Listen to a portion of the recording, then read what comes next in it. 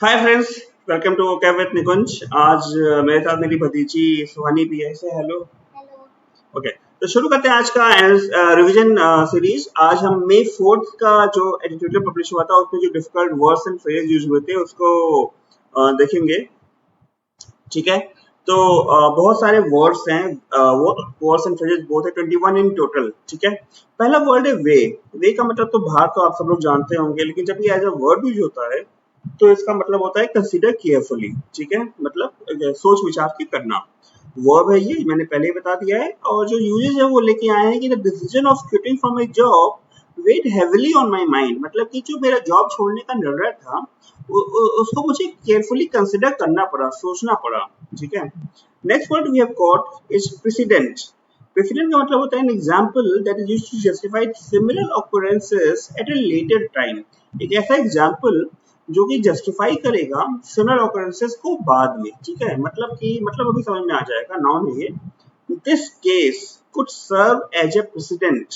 देखिए समझिए, ये जो कोई एक केस चल रहा है उसका वर्डिक्ट आएगा, वो सर्व करेगा एज ए प्रेसिडेंट, मतलब as an example for others against the tobacco company. Tobacco companies के खिलाफ जो लोग हैं उनके लिए case as an example serve करेगा। ठीक है, समझ में आ गया। आइए आगे चलते हैं। Next we have got is phrasal verb lay out. Lay out का मतलब होता है टेल और show with explanation and alternative. Explanation, ठीक है, विस्तृत विवरण, और अल्टरनेटिव के साथ बताना। ठीक है, फ्रेजल वर्ब है ले आउट। द डॉक्यूमेंट्स ले out the principles clearly enough. जो डॉक्यूमेंट्स थे उन्होंने प्रिंसिपल्स जो थे, जो भी प्रिंसिपल्स थे उनको प्रॉपरली विद एक्सप्लेनेशन बताया, दिखाया। ठीक है, ब्लैंकेट माने रजाई, तो आप सब लोग जानते होंगे कंबल। लेकिन यहाँ पे जो ब्लैंकेट है वो ब्लैंकेट बैन की तरह है, एज एन कि blanket is something which affects everyone और एवरीथिंग। ठीक है, तो जो यूजेस है वो ये है, नाउन है ये, कि cold damp air brought in the new year under a blanket of fog. ठीक है, तो ठंडी हवा आई, वो नए साल को एक धुंध के चादर में उसने उड़ा दिया सबको, मतलब ऐसा कर दिया। ठीक है, ऐसा कुछ है। ठीक है, next word is susceptibility. Susceptibility का मतलब होता है इजीली अफेक्टेड, आसानी से अफेक्ट हो जाए, आसानी से प्रभाव पड़ जाए। नाउन है ये। The infant susceptibility to illness caused her to become sick very easily. जो इन्फेंट था उसकी इजीली अफेक्टेड होने का जो कैरेक्टरिस्टिक था, उसे उसने जो है उसकी वजह से वो बहुत जल्दी बीमार पड़ जाता है। ठीक है, next we have got is underscore. Underscore का मतलब होता है emphasising the importance of something, emphasise करना। ठीक है, वर्ब है। These failures underscore the difficulty of what we are attempting to do. जो failures हैं, ठीक है, जितने जो सक्सेसफुल नहीं हो रही है चीजें, वो एम्फसाइज करते हैं कि क्या चीज एम्फसाइज करते हैं कि जो हम काम करने की कोशिश कर रहे हैं वो कितना डिफिकल्ट है। गेट इट, आगे बढ़े। कॉनन्ड्रम। कॉनन्ड्रम का मतलब होता है डिफिकल्ट प्रॉब्लम। ठीक है, नाउन है। He is faced with the conundrum of trying to find a job without having experience. ठीक है, वो कैसी डिफिकल्ट प्रॉब्लम फेस कर रहा है कि वो एक जॉब पाने की कोशिश कर रहा है without any having any experience. ठीक है, क्लियर इनफ।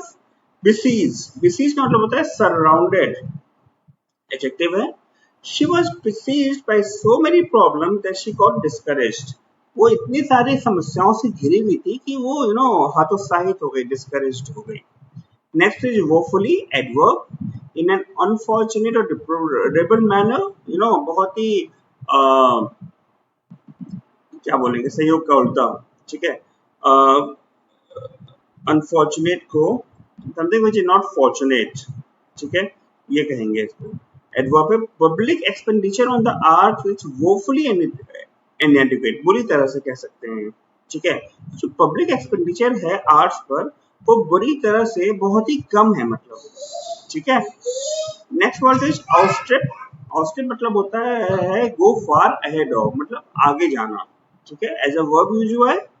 और इसका जब सेंटेंस यूज देखते हैं तो he outstripped the other runners in the final race, वो जो था वो दूसरे जो रनर्स थे उनसे काफी आगे चला गया फाइनल रेस में।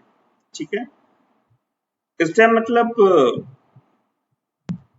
तना तो आप सब लोग जानते होंगे, लेकिन जब एज अ वर्ब यूज करते हैं तो ये हो जाता है stop something that is increasing और एक्सपेंडिंग। कोई ऐसी चीज जैसे कोविड वायरस जो फैल रहा है या बढ़ रहा है उसे रोकना, उसे स्टेम करना कहते हैं। ठीक है, most of her health problems stem from an accident she had when she was younger.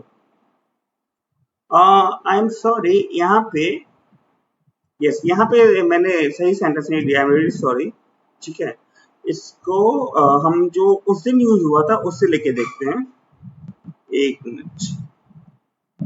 या it was also because scientific evidence shows vaccination stemmed progression.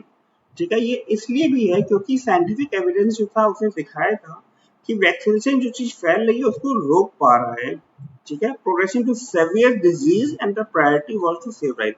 जो खतरनाक डिजीजेस हैं उनके प्रोग्रेशन को रोक पा रहा है। ठीक है, वैक्सीनेशन। ठीक है, नेक्स्ट वर्ड है, इसको हटाना पड़ेगा, I am sorry for this mistake. Hybrid immunity. Hybrid immunity क्या होती है? इम्यूनिटी आप सब लोग जानते होंगे। देखिए, जब से कोरोना वायरस आया है तो कुछ कुछ नई चीजें हमें सुनने को मिल रही है। ठीक है, तो हाइब्रिड इम्यूनिटी क्या होती है? It refers to a combination of immunity gain from natural infection as well as from vaccine. दोनों नेचुरल वाले को वैक्सीन वाले को मिला देंगे तो हाइब्रिड इम्यूनिटी बन जाती है। ठीक है, close to 75% of Indians have had at least one vaccine shot and a good proportion have immunity. Self explanatory, right? 75% से के आसपास जो इंडियंस हैं उन्होंने कम से कम एक वैक्सीन शॉट ली है और एक अच्छे प्रोपोर्शन जो हमारी पॉपुलेशन उसका एक अच्छा प्रोपोर्शन के बाद पास अब हाइब्रिड इम्यूनिटी है। ठीक है, राइफ। राइफ का क्या मतलब होता है? मोस्ट फ्रीक्वेंट और वेरी कॉमन। ठीक है, बहुत ज्यादा फ्रीक्वेंट या कॉमन एडजेक्टिव है ये। 5 years back the city was rife with greed and corruption. 5 साल पहले ये जो शहर है इसमें ग्रीड और करप्शन बहुत बुरी तरह से फैली हुई थी। ठीक है, एस्क्राइब, एसोसिएट, ओनरशिप विद। ठीक है, तो वर्ब है ये। The author ascribe the economic success to the current government. जो ऑथर है वो इकोनॉमी की जो सक्सेस है उसे करंट गवर्नमेंट की को उसका श्रेय देते हैं। ठीक है, श्रेय देना भी कह सकते हैं। Uptake, process of taking up और यूजिंग अप और कंज्यूमिंग। ठीक है, सेल्फ एक्सप्लेनेटरी नाउन है। They develop paper napkins with a greater Uptake of liquids. उन्होंने ऐसे पेपर नैपकिन्स को विकसित किया जिनका जो लिक्विड्स का अपटेक था, ठीक है, कंजम्पशन का या यूज करने का, वो ज्यादा था। फोरग्राउंड, फोरग्राउंड को एज अ वर्ब यहाँ पे यूज किया गया था। emphasize or focus on to make more important or prominent. His book foregrounds 3 events in which police relations with the media were central. उसकी जो बुक है वो 3 इवेंट्स को एम्फेसाइज करती है जहाँ पे पुलिस रिलेशन जो मीडिया में थे, जिनके मीडिया के साथ थे, वो सेंट्रल में थे, केंद्र में थे। ठीक है, केंद्रित थे। नेसेंट, इसके प्रोनाउंसिएशन ध्यान दीजिएगा, नेसेंट होता है बीइंग बॉर्न और बिगनिंग, या तो पैदा हुआ या फिर शुरुआत की बात है, एडजेक्टिव है। He also contributed much to the nascent field of forensic phonetics. उसने जो nascent field था, मतलब कि beginning जो थी, ठीक है, forensic phonetics की जो field थी beginning वाली, उसमें भी contribute किया उसने। ठीक है, easy। blight, blight नाउन की तरह यूज हुआ है। anything that destroys, prevents growth or cause devaluation। पूरा नेगेटिव वर्ड है ये, डिस्ट्रॉय भी करता है, ग्रोथ को प्रिवेंट भी करता है और डिवैल्यूएशन को भी कॉज करता है। Crime and fear of the crime are the most serious blights on our inner cities. जो क्राइम है या जो क्राइम की वजह से डर है वो बहुत ज्यादा सीरियस ब्लाइट्स हैं हमारे शहर में, इनर अंदर के शहरों में। ठीक है, grapple, succeed in doing, achieving or producing something with the limited or inadequate means available। कुछ कर लेना लिमिटेड मीन्स में, ऐसा कहने की कोशिश कर रहा है। grapple का मतलब can they grapple with the complex situation, क्या वो उस कॉम्प्लेक्स सिचुएशन से पार को डील करने में सक्सीड कर पाएंगे, सक्सेस मिलेगी उनको।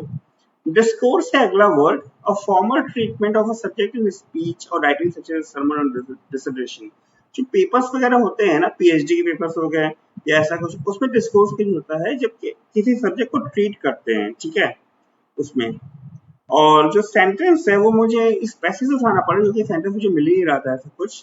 तो एक मिनट, तो मैं केवल जो डिस्कोर्स जहाँ यूज हुआ है उस पार्ट का जिक्र करूंगा, बाकी का पर आपको देखना है एक्सप्लेनेशन, तो आप 4th मई की वीडियो खोलिएगा, आपको मिल जाएगी पूरी एक्सप्लेनेशन, ठीक है।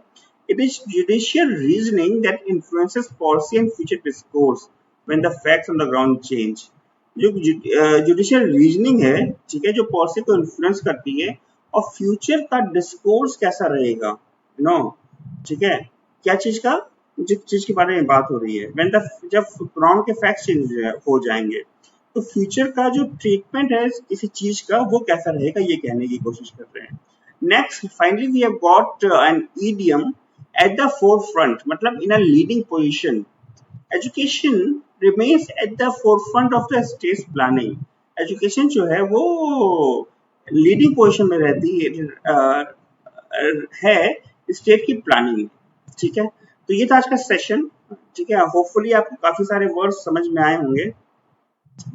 अगर कोई शब्द नहीं समझ में आया तो प्लीज कमेंट सेक्शन में मेंशन करिएगा, लेट मी नो कैसा लगा आपको। और अगर अभी तक आपने सब्सक्राइब नहीं किया है तो प्लीज यहाँ पे क्लिक करके सब्सक्राइब कीजिए अगर आपको अपनी वोकैब बढ़ाने में इंटरेस्ट हो। Thank you for watching, bye bye.